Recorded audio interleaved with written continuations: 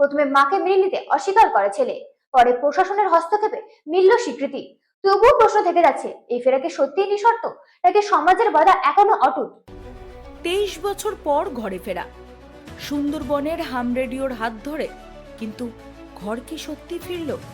ধর্ম পরিবর্তনের জেরে মাকে নিতে নারাজ ছেলে, প্রশাসনের চাপে শেষমেশ স্বীকৃতি। দীর্ঘ 23 বছর জীবনের সঙ্গে বেঁচে থাকার লড়াই, শেষ পর্যন্ত সুন্দরবনের গঙ্গাসাগরের হাম রেডিওর হাত ধরেই ছেলের সঙ্গে বাড়ি ফিরলেন মা। উল্লেখ্য, 2004 সালে বাড়ি থেকে হারিয়ে গিয়েছিলেন সুশীলা মুর্মু। তারপর দীর্ঘ 23 বছর কেটে গেছে। ঝাড়খণ্ডের গুড্ডা জেলার পরিয়াহাট থানার দাহুপদার মঙ্গুতল্লা গ্রামের সেই গৃহবধূ অজানা পথে ঘুরতে ঘুরতে পৌঁছে যান কলকাতায়। জীবন কাটতে থাকে ভবঘুরের মতো, কখনো স্টেশন চত্বরে, কখনো শহরের উপকণ্ঠে, আবার কখনো সুন্দরবনের প্রত্যন্ত এলাকায়। এই দীর্ঘ অনিশ্চিত জীবনের সঙ্গে লড়াই চলতে থাকে তার। স্বামী বেঁচে থাকাকালীন তারা ধর্ম পরিবর্তন করে। স্বামী ছিলেন পেশায় একজন শিক্ষক স্বামী, এবং তিনি খ্রিস্টান ধর্ম গ্রহণ করেন। সংসারে ছিল আর একটি মাত্র ছেলে, সে তখন খুবই ছোট। স্বামীর মৃত্যুর পর হঠাৎ নিরুদ্দেশ হয়ে যান সুশীলা মুর্মু। পরিচয়, পরিবার, অতীত সব যেন ধীরে ধীরে ঝাপসা হয়ে যায় তার কাছে। পরিস্থিতির নাটকীয় মোড় আসে যখন ওয়েস্ট বেঙ্গল রেডিও ক্লাবের হাম রেডিও সদস্যরা তার সঙ্গে যোগাযোগ করেন। কথোপকথনের সূত্রে খোঁজ মেলে তার বাড়ির ঠিকানার। যোগাযোগ করা হয় ঝাড়খণ্ডের গুড্ডা জেলার পরিয়াহাট থানায়। জানা যায় তার স্বামী স্বর্গীয় জিতেন্দ্র বেসরা পেশায় শিক্ষক ছিলেন। একমাত্র ছেলে মদন বেসরা, যিনি বর্তমানে পরিবার সামলাচ্ছেন। বহু চেষ্টার পর ছেলের সঙ্গে যোগাযোগ সম্ভব হয়, কিন্তু এখানেই তৈরি হয় নতুন সংকট। মা বেঁচে আছেন এই খবর পেয়ে প্রথমে আবেগপ্রবণ হলেও পরে ছেলে স্পষ্ট জানিয়ে দেন, ধর্ম পরিবর্তনের কারণে তিনি মাকে বাড়িতে ফিরিয়ে নিতে নারাজ। তার বক্তব্য, ধর্ম পরিবর্তন করেছেন মা, তাই সমাজের চাপে তাকে বাড়িতে নেওয়া সম্ভব নয় ছেলের। ঘটনায় হস্তক্ষেপ করে ঝাড়খণ্ডের সমাজ কল্যাণ দপ্তর। প্রশাসনিক স্তরে বারবার আলোচনা ও চাপের পর অবশেষে মাকে ফিরিয়ে নিতে রাজি হন ছেলে। 23 বছর পর বৃদ্ধা সুশীলা মুর্মু এখন বাড়ি ফিরছেন। কিন্তু এই ফেরা কি নিঃশর্ত, নাকি সামাজিক সংকোচের দেয়াল এখনো অটুট? কলকাতার রাস্তাঘাট, সুন্দরবনের স্মৃতি আর এক দীর্ঘ অনিশ্চয়তার অধ্যায় পেছনে ফেলে তিনি ফিরেছেন নিজের গ্রামে।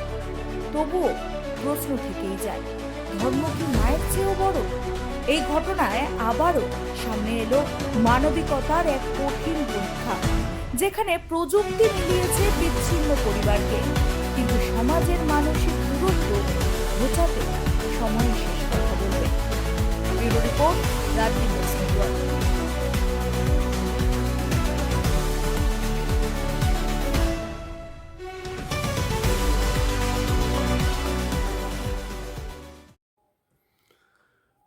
ইনি সুশীলা মুর্মু। ইনার খবর আমরা গত কয়েকদিন আগে কলকাতার একটি হোম থেকে আমাদের ওয়েস্ট বেঙ্গল রেডিও ক্লাব হ্যাম রেডিওকে ইনার পরিবারের খোঁজ করার জন্য বলা হয়। তো আমরা সেই মতো ওই ভদ্রমহিলার সঙ্গে প্রথমে নানাভাবে কথা বলি। কথা বলার পর আমরা ওনার পরিবারের খোঁজ করি। তো অবশেষে ওনার পরিবারের খোঁজ পাওয়া যায় ঝাড়খণ্ডের গন্ডা জেলার পরিয়াহাট থানার অন্তর্গত মঙ্গুতল্লা বলে একটি গ্রামে। তো পরিবার সূত্রে কথা বলে যেটা জানা যায়, ওনার স্বামী পেশায় একজন শিক্ষক ছিলেন, জিতেন্দ্র বেসরা। তিনি এখন প্রয়াত। তো তিনি বিয়ের আগে ধর্ম পরিবর্তন করেছিলেন। তো ধর্ম পরিবর্তন করার ফলে ওনারা খ্রিস্টান হয়েছিলেন। কিন্তু ওনার এক ছেলে রয়েছে যার নাম মদন বেসরা। তার সঙ্গে মায়ের ভিডিও কলে কথা বলানো হয়। উনি কথাও বলেন, পরস্পরকে চিনতে পারেন। তো যখন বাড়ি যাওয়ার প্রসঙ্গ আসে তখন তিনি বলেন যে তার মাকে জিজ্ঞেস করেন তিনি কোন ধর্মে এখন রয়েছেন। তিনি বলছেন যে আমি খ্রিস্টান রয়েছে। বলছে আপনি যেহেতু খ্রিস্টান রয়েছেন তো তাহলে তোমাকে বাড়ি নিয়ে আসা যাবে না, কারণ আমরা এখনও হিন্দু ধর্মেই রয়েছি।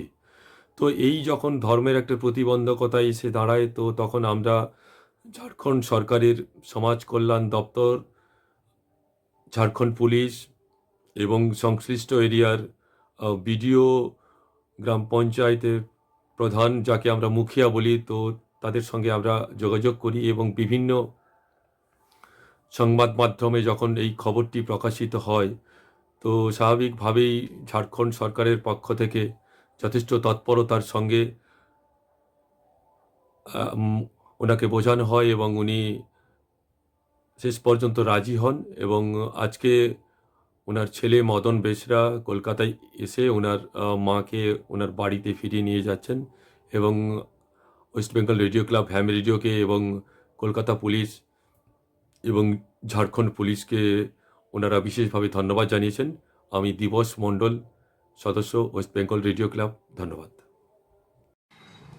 আমি মদন আমার মাকে সুস্থভাবে নিয়ে যাচ্ছি।